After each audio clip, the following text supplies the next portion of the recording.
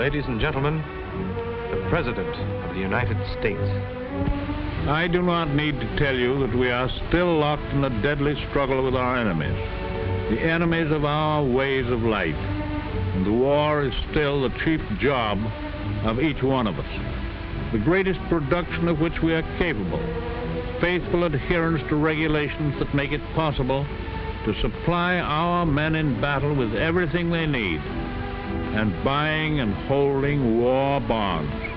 These are things that we at home must do to speed victory. In the past 3 years, more than 85 million Americans have invested billions of dollars in bonds. Never before have so many people held such a direct share in a great national effort to save, to buy, and to hold all that we can of war bonds. This is a small service to ask of us who do not fight. Yet it is one of the biggest things that we can do for our fighting men.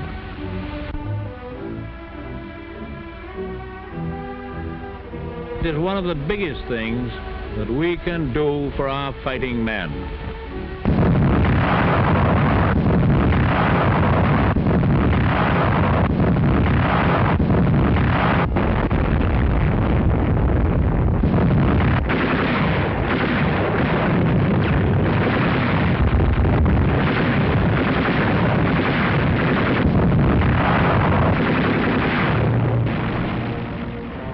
These are our fighting men, and these are our bonds in action.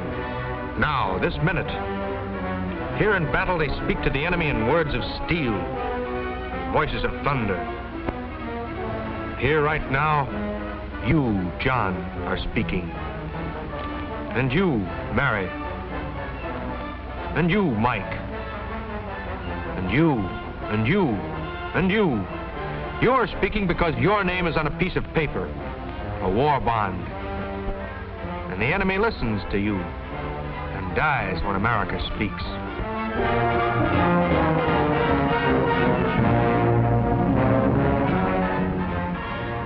But battle isn't all noise.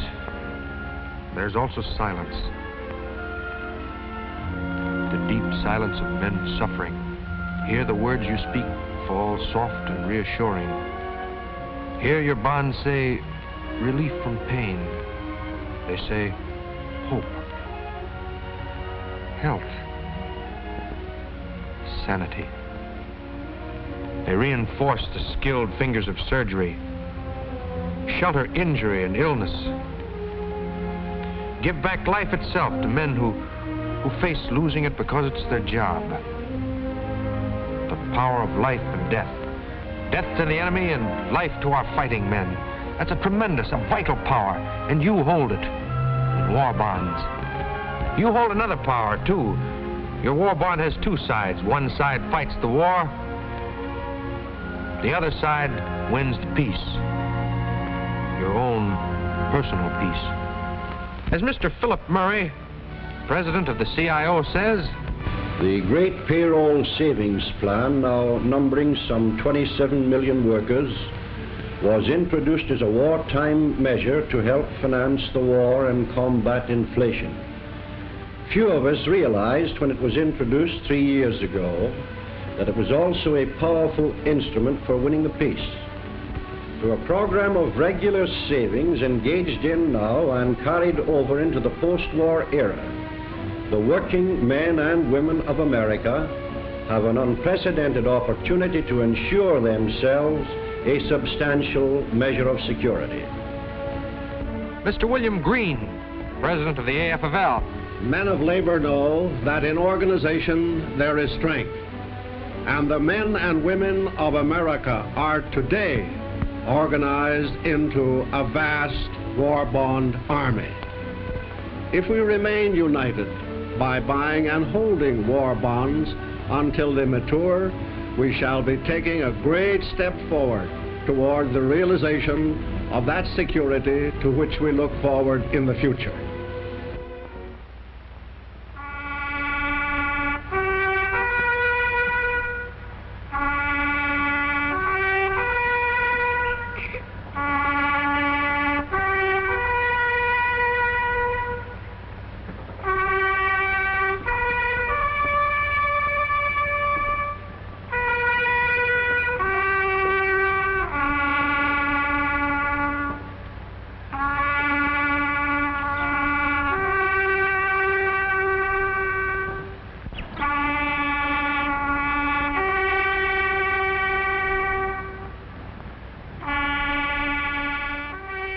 these, too, are our fighting men. They have security. Timeless and eternal. They got it the hard way. It wasn't the kind they wanted, but they knew what they had to do. And they knew, too, these partners of yours, what you have to do. They knew what bonds mean out there and back here, now and in the future. They knew what Mr. Eric Johnston, President of the United States Chamber of Commerce, means when he says, "The great industrial machine of America has performed miracles during this war, and it will continue to meet any demand that may be placed upon it until at long last victory is ours. But it takes work and money and plenty of both to keep this immense industrial machine operating at full steam. The bonds you buy and hold now account for a large part of that money. And when the war is over, these very same bonds will form a backlog of funds with which you can buy a home, or educate your children, or put you in a small business, or if needed, for food, rent, and clothing. The bonds that you buy today and hold in the future give you a vital stake in our America that is, and in our America that is to be.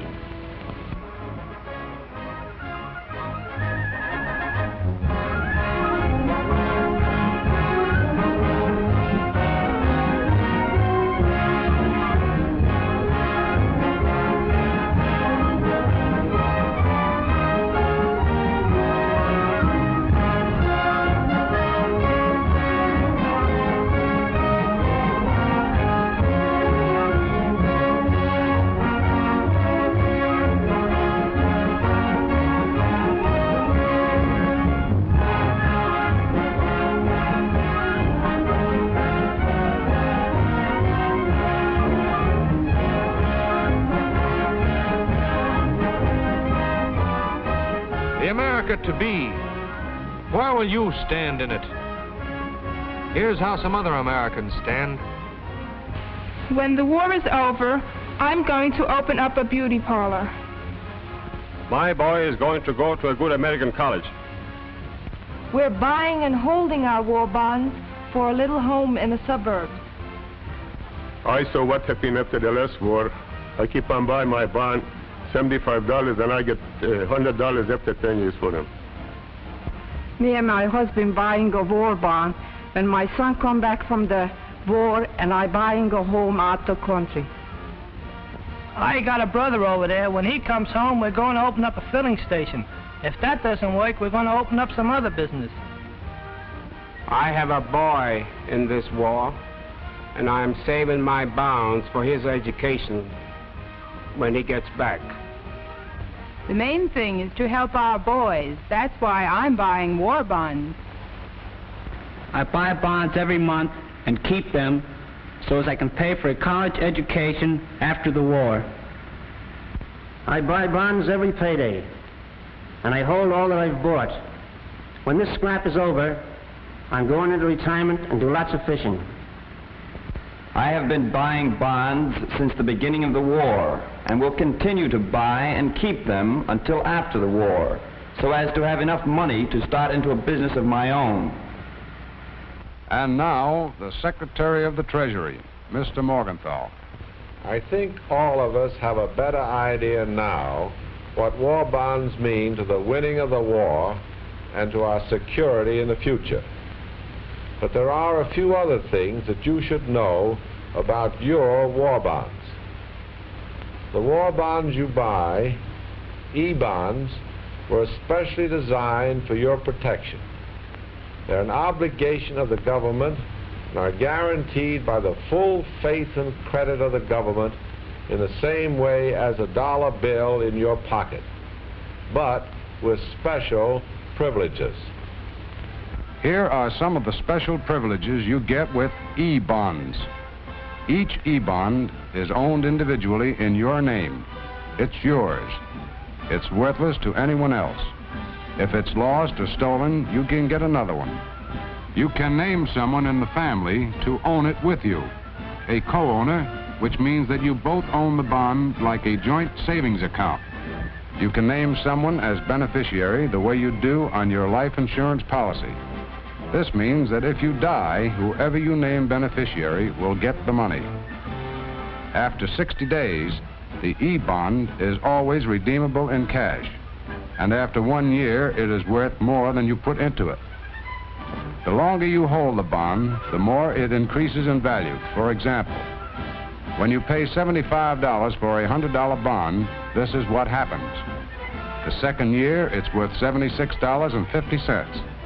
The fourth year, it's worth $80. The sixth year, it's worth $84. The eighth year, it's worth $92. At the end of 10 years, $100. As Secretary of the Treasury, I can assure you that the government will stand back of this bond and fulfill every provision of it.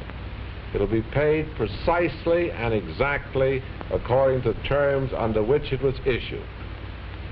You have only to hold on to your bonds to receive the maximum return, for they are designed to favor those who hold them the longest.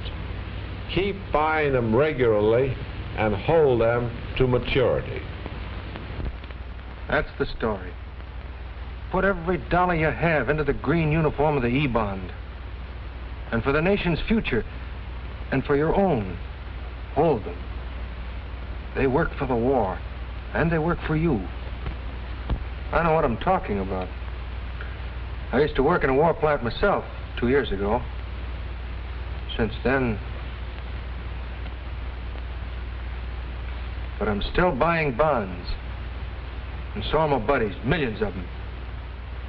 We're buying them and we're holding them. Just like we held Henderson Field at Guadalcanal.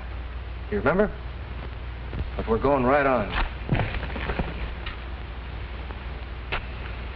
For America. And our future. How about you?